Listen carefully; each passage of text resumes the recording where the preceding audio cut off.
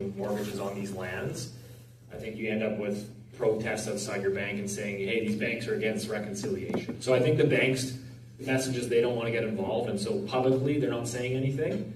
But I think ultimately I think there's so much uncertainty. I've had prospective clients that have reached out and saying, should I not buy land in Richmond anymore?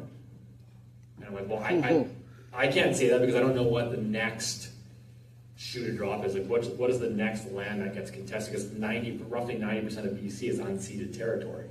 So it's like, well, maybe that one sliver of Richmond was one parcel, but like, what's the next parcel?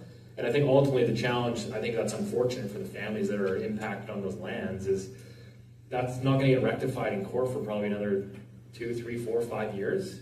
And so you're now stuck in a property that I think is unsellable.